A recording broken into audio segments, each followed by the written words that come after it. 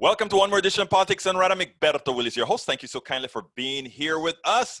I have a special guest for you today. Charlotte Dennett is the Beirut-born daughter of America's first master spy in the Middle East, Daniel Bennett. She is an investigative reporter and the author of The Crash of Flight 3804. Charlotte believes her father would roll in his grave over Trump's uniquely dangerous Middle East policies, which have sowed chaos even while he claims to be bringing the peace of the century to this embattled region.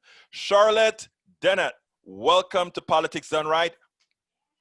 Great to talk to you, Alberto. Well, look, let me tell you, first of all, when I got your information, it was like manna from heaven, assuming that you are biblical. It was whatever for whatever religion you are or lack thereof. Anyhow, how are you doing today? I'm fine. Great. Pretty good. Hey, let me ask you something first. Tell me a little bit about, and this interview is about you, but I want to sort of get the spy thing out of the way, because as soon as you say spy, everybody that's listening to the program, that's the first thing they key on. So tell us a little bit about your spying father. Okay. When I, oh, that's all right. Saying my internet connection is unstable. When I was born in Beirut, and that was way back in January 1947, my father was America's only master spy in the Middle East. He was working for the Central Intelligence Group, which was the immediate predecessor to the CIA. The CIA was formed just a few months after his death, but he had sort of similar training in counterintelligence. And that meant that his job was to spy on other spies. That's sort of the highest level of intelligence, and it's actually quite a dangerous job. But at any rate, so he was stationed in Beirut, but he covered most all of the Middle East. And at the time, America was emerging as a major power in the world because of its exclusive concession with Saudi Arabian oil. It totally advanced America on the world stage. Now, tell us a little bit about, before I get into some other things I want to talk about, tell me a little bit about the tenet of the crash of Flight 3804. Give me the big picture of this new book, because I think that is where we're going to want to centralize. Okay, well, I decided to title the book on the crash because in a way it was like a microcosm of the great game for oil that was just really taking off after World War II, where all these great powers were competing against each other, and I mean former allies. Right. Competing against each other to get the oil of the Middle East. So this was the crash that occurred in March 47, killed my father. A total of 6 Americans were on board. Were they all spies? Well, no, they were not all spies. There were enlisted men. The petroleum attaché, who had been based in Cairo, was on the plane. And there was a expert in communications equipment, and he was with the Central Intelligence Group as well. So I would say there were 2 spies. There was a civilian petroleum attaché, and then there were enlisted men on the plane, a radio expert, pilot, and assistant pilot. And they were coming from Saudi Arabia. My father's last mission was to determine the route of the Trans-Arabian pipeline that was carrying oil from Dhahran on the eastern side of the Saudi peninsula, across the peninsula, to a possible terminal point on the Mediterranean Sea. And the 2 likely projected terminal points were either Haifa, Palestine, or Lebanon, Sidon, Lebanon. And to me, when I was first investigating my father's death years later, when I had become a journalist, this really attracted my attention, to think that my father was involved in something that had to do with Palestine. It was just before the formation of the state of Israel. Israel, right. Yeah, and Saudi oil is involved. And then I found the New York Times article that was written 2 weeks before the crash, and it put this pipeline, which was called TAP line, the Trans-Arabian Pipeline, in a much larger geopolitical context, and essentially said this was the focus of intense international interest, because it was sort of penetrating an area that used to be totally controlled by the British, and somewhat to a lesser degree the French, who controlled Lebanon, where my father was posted. So I very soon learned that this was a big story. So That's how it all started. yeah, I think the tenet of much of what you talk about is the influence of oil in our geopolitics, and to put it bluntly, in our politics and wars in general.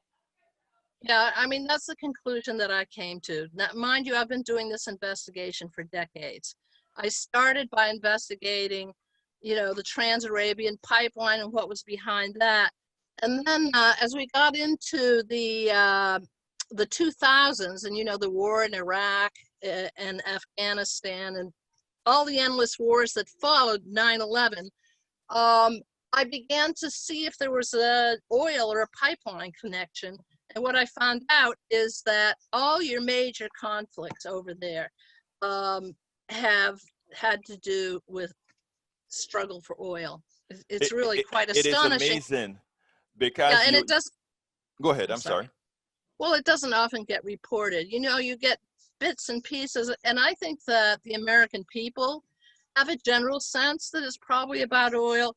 But what my book does is it really goes into the details and shows the context and documents how oil and struggle for pipeline routes plays a major factor in these wars, because oil is useless if it's just sitting in the ground, right? Right. So you have to distribute it. So there are two ways. One is by tanker, another is by pipeline. And if you're going to do it by pipeline, which can be more economical, then you have to cross territory. And I had come to the conclusion that my father's job was to make Lebanon safe for the pipeline. And Lebanon has many political factions in it. So this was a huge job for him, to sort of keep the peace, to make sure that all these different, there were, Shiites, Sunnis, Christians, Druze, to make sure that they were going to be pro-American. That was basically what his job was. And he was very skilled at it because he was an Islamic scholar. You know what always interests me? I think America knew. We all. Well, I tell you what. Beforehand, tell me about this energy corridor, this this energy corridor that you speak about. Yeah. Actually, it's too bad I don't have the maps up here. I could have shown you some maps. They're in the book. All right. Mm-hmm. You can explain it, because you're using east-west, and with the starting point on the Saudi Arabia Peninsula. I think it's pretty, we can pretty much infer. I was just going to see if I could. Yeah, look, I'm going to show this, and then if people want to get the book, they can see the map. Okay. Right. All right. Now you will see those lines. Those are pipelines. You see the dotted line there? Right. That is the projected route of the Trans-Arabian Pipeline. And then there are two solid lines up above it. Those are the two branches of the Iraq Petroleum Pipeline. And it split in two. One went to Haifa, Palestine, and the other went to Syria. And these are built in the 30s. Right. All right, now you'll see the Eastern Mediterranean there. The Eastern Mediterranean is the corridor that I talk about, because nowadays the Middle East conflict is further complicated because they've discovered huge oil and gas reserves off the shore of the Mediterranean. And that means that you've got Israel vying with Gaza, with Turkey. Lebanon, Syria, and Turkey. They're all making oil and gas grabs, and it's very volatile right now. Now, is that And international waters? well, closer to the land, they're staking their claims, so it's Okay. not international waters. And Off kind of off subject, because America like to hold a 200-mile territorial, or 200-mile commercial land grab pretty much in the sea. Is that the same with these foreign countries? Do they hold 200 miles across, 12 miles? What's the law? well, I can't answer that. Okay. All I know is that there have been disputed claims, and you can see how it is. How do you draw a line separating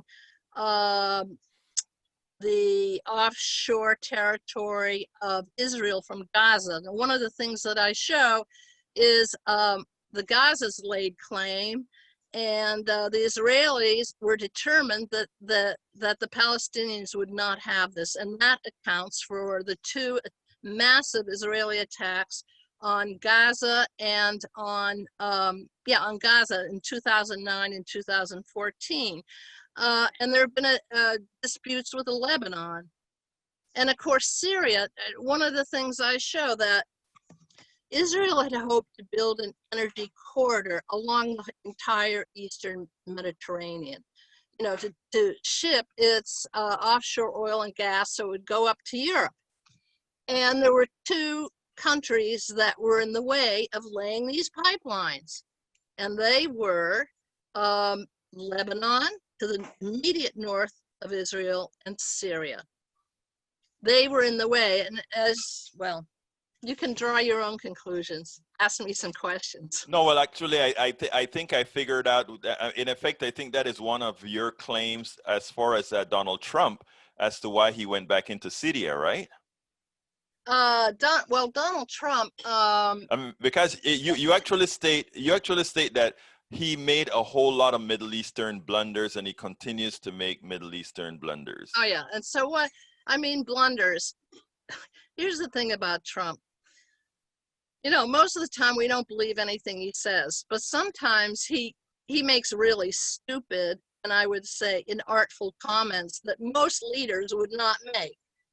So the really stupid comment he made was that when he originally said he was going to draw American troops out of Syria, because this is a big thing, I'm going to withdraw troops.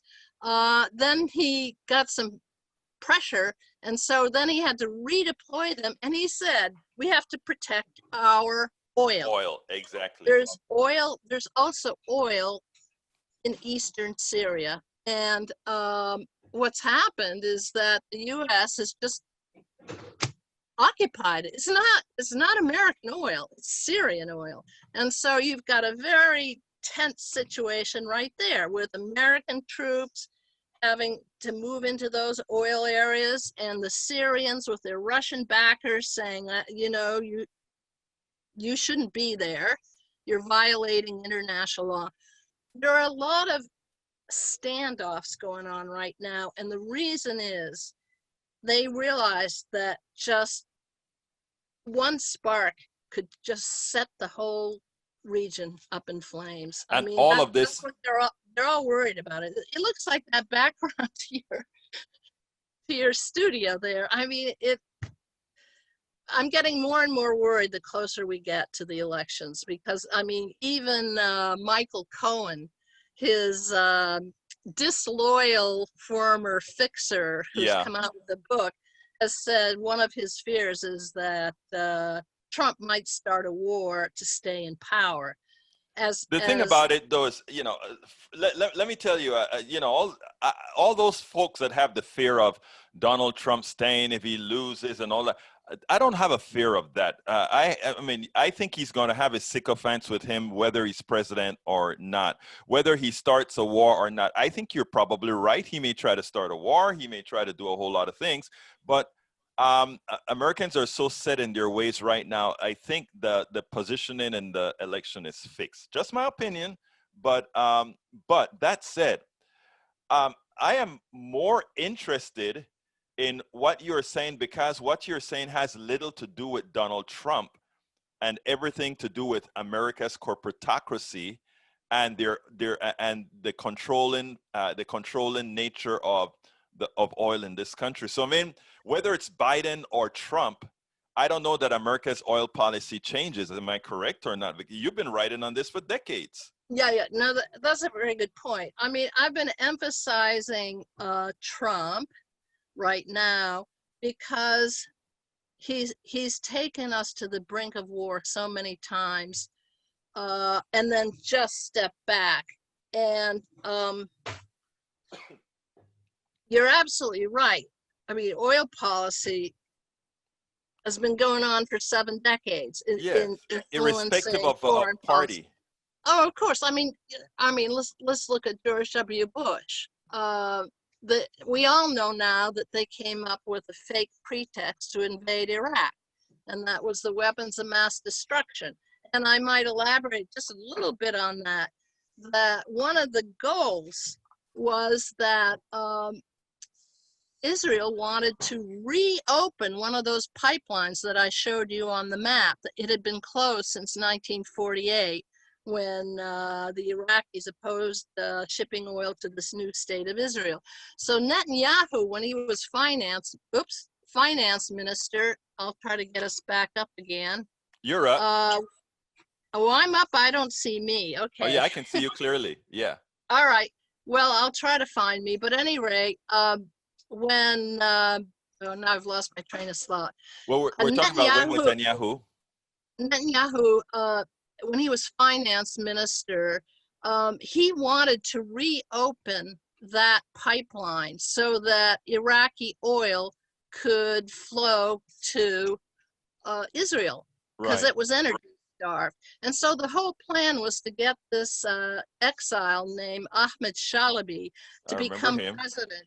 He was to take over from Saddam Hussein, who would be overthrown, and then he would allow the oil to flow to Israel. So it was like the way Netanyahu boasted. He said, this isn't a pipe dream. This is really going to happen. There was just one problem, and that is that Shalabi was the author of the weapons of mass destruction fiction. So that plan blew apart, okay? It didn't happen, and it still hasn't happened, but I suspect they want it. But at any rate, this was under Bush.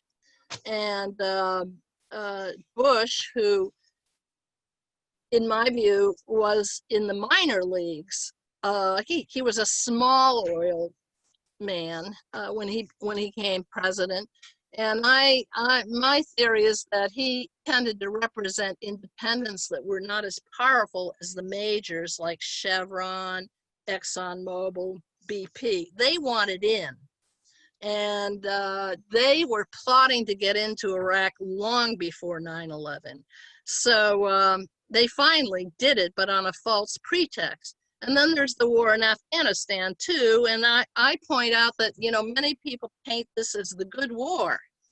It was necessary to go after Osama bin Laden, who was the alleged mastermind behind 9/11. But as my book shows, there was another oil link to that. So when you're saying it's not just Trump, you're right.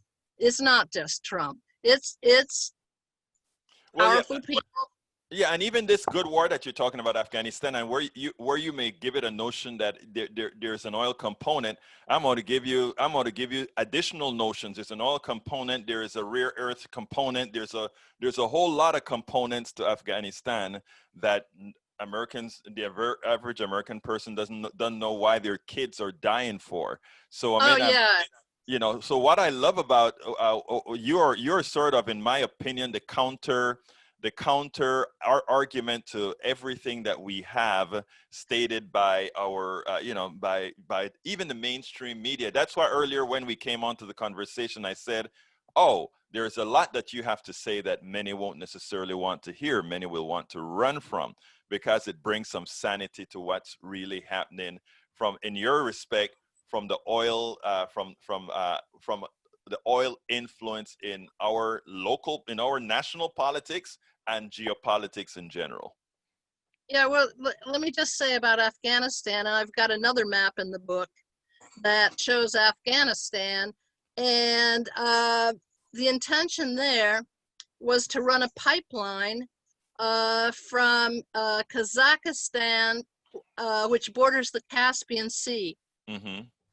through Afghanistan, through Pakistan to India. It was ultimately destined for an Enron natural gas plant in India. But anyway, its name was TAPI, named after these four countries, right? And after the dissolution of the Soviet Union, all of those countries, those former Soviet republics, had become independent, and there was a huge oil rush there because it was known the Caspian Sea had a lot of oil and gas. And so there were two companies that were vying for building this pipeline. One of them was American, called Unocal, and the other was named Brightus, which was, I believe, Argentinian or Brazilian? Argentinian. Yeah. And they competed, and I document this in the book, and ultimately Unocal won out. Now, Unocal, its owner, had to figure out, how am I going to protect the pipeline? And so he initially called on the Taliban. And the reason that he called on the Taliban was because among all the many warring factions in Afghanistan, they were the best, supposedly. They were the best warriors, and thus most suited to protect the pipeline route. And then a little bit before 9/11, that relationship went sour. Actually, it went sour right after 9/11. Because the U.S. insisted that the Taliban turn over Osama bin Laden. And the Taliban said, we'll turn him over if you can prove that he had anything to do with 9/11. And there was no proof then. And so the relationship broke down. And then because of the Taliban's resistance to the U.S. demands, the U.S. Bush sent in the troops. And as my map shows, where were the troops and where were the military bases set up? They were all along the route of the projected pipeline, which has still not been built because there's so much conflict in the area. That is amazing how much oil. Again, like I said, one of the reasons I wanted you on is just so that our audience can see firsthand that no matter what you hear, you know, I mean, backing up, talking about TAPI, look at the countries that comprise TAPI. These countries are ideologically, are not ideologically kind to each other, if you will. But business interests override everything. A pipeline is to be built between a Muslim country, a Hindu, Sikh country, as well as a Christian country, and otherwise where the folks don't get along, but the pipeline is going to get built, and we have what we would otherwise call terrorists protecting all of that. It's amazing, isn't it? Yeah, it really is. And that's another amazing thing that I found out, that more often than not, the oil powers will rely on jihadist terrorist groups to advance their interests. For instance, in Yemen, now the war in Yemen, there's a pipeline connection to that war too. And briefly, the Saudis were looking for a pipeline route that would take their oil straight down to the bottom of the Saudi peninsula and avoid the two incredible choke points on either side of Saudi Arabia. One of them is the Strait of Hormuz, which borders Iran and Saudi Arabia. It's a tiny little narrow way if you look on a map, and that's where major oil tankers go. And the other one is the Bab al-Mandeb Strait on the other side.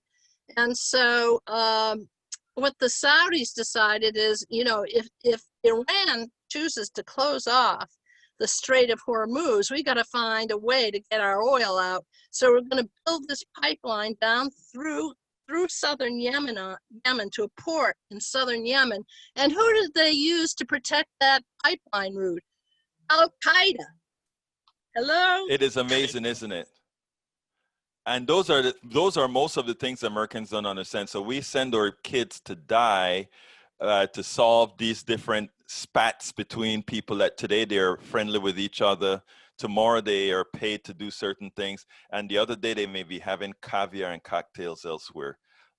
Look You here. know, I want to recommend your book to all our listeners, but beforehand, I'd like you to give me a closer and tell me something that you wish I had asked you that I didn't. But the basic tenet of this is how oil runs everything to this day. And one of the real reasons why the Green New Deal isn't about, oh, that is going to zap things or that is going to hurt the economy. What it really means is that's going to hurt the oil people. Go ahead, please. well, look, there are a lot of Americans that are catching on, including vets groups, by the way. At the time I was finishing my book, I found out, I saw them on TV. These were representatives of two vets groups. One is called Vote Vets.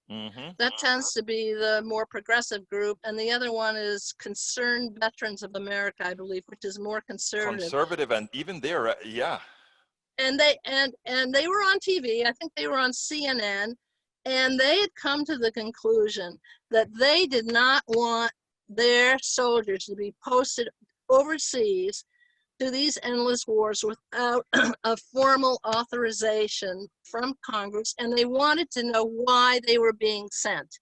So they have definitely become wise to what these wars are about, I suspect, because the wars have been fought for lives so often, and what an awful thought to be sending our young men and women over there to fight for oil companies. And by the way, I should say it's not just for profits. I want to add one other thing here. And this is often overlooked when we talk about oil wars. It's the fact is that back in 1911, when Winston Churchill was First Lord of the Admiralty, and that means he controlled the British Navy, he had to make a decision to convert the British Navy from coal as its fuel to oil. Britain had lots of coal, it didn't have any oil. And when he made this decision, and he made it on the basis that oil was more efficient, it made the boats move faster, and it was more economical, he predicted we have to fight on a sea of oil, on a sea of troubles. I'm sorry, that's what he said. The prize of World War I was the oil of Iraq, which the British occupied. And that's why you see those two pipelines that were built during the 30s that ran, one to Haifa, Palestine, and the other to northern Lebanon. So you're also talking about survival.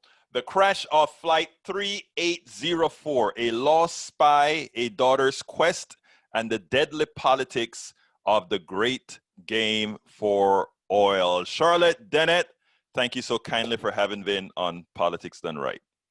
Great to talk to you. Thank you, Alberto. I'm Egberto Willies, host of Politics Done Right, an independent news program. I post several news videos of interest every day. I ask you so kindly to subscribe to my channel, and please leave me some comments. Thank you very much.